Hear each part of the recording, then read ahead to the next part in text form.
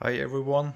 I recently bought a 2-meter active Thunderbolt cable and I'm gonna try to see if it makes any difference in latency when it comes to playing games actually. So you can see this is the new 2-meter cable, giving me more flexibility in placing the actual laptop here. And then we have the old passive one cable that's just 50 centimeters long.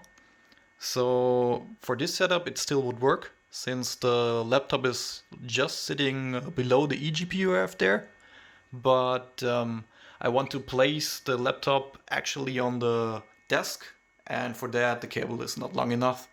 So I'm gonna see and try to find out if it makes any difference in latency when it comes to gaming. So coming to the setup here, we have Dell XPS 9550. This is a 2016 model. It sports the Core i7-6700HQ, if I'm correct in that. And the eGPU actually is housing a GTX 1070.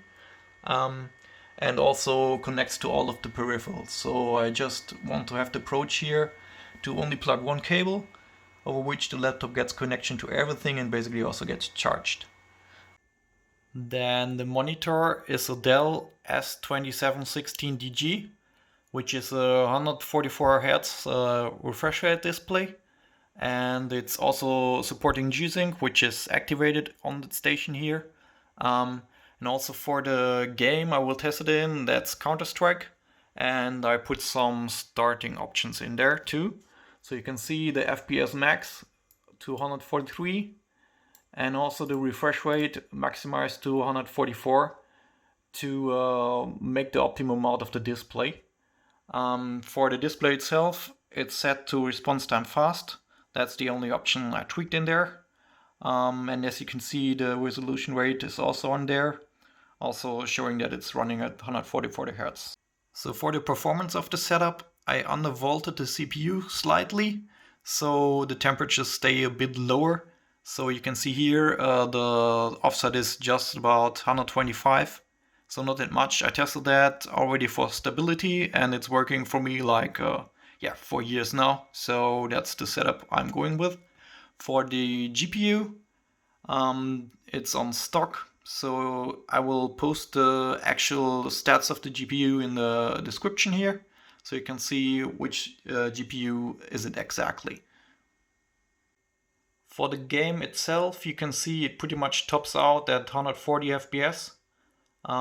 Probably that's because of some limitations in the config options, because if you remove the starting parameters, it runs also way higher. So we're probably maxing out the configuration right here. So what I'm gonna do is basically put on an offline match and then remove all the bots from there, and I just want to see how it performs like in latency wise. So the map I'm starting is Dust 2, but doesn't really matter since the frame rate is topped out anyway. And what I'm gonna try is I will use the camera of this phone I'm recording with, which is a Galaxy S20, and it has a super slow-mo mode of 960 FPS, and I try to determine based on that from the video, like when I push the space button to actually happening to see anything on the screen. So it's not a super scientific approach, but it's the best I can get out of my setup here. Basically that's what I'm gonna try, and I will do like 10 tries, each with the long 2-meter active Thunderbolt 3 cable, as well as 10 tries with the short passive one. And then hopefully we're able to see some differences, or better even to see none, so that we can see the latency stays the same. What we can see here is the type of cables I used, and then based on them the outcome in frames from the actual key press to the reaction on the screen. So for each of the 10 tests you see the outcome and then the sum up below here, and you can already see like there's almost no difference. And when you measure that against the frames that were taken in the video, you come to a conclusion that it's about 21 milliseconds each.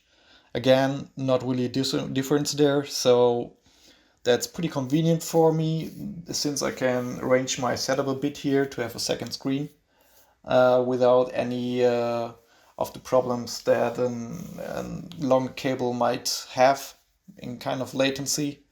That just doesn't apply to that cable here. So yeah, I hope that helped you somehow and hope to see you next time.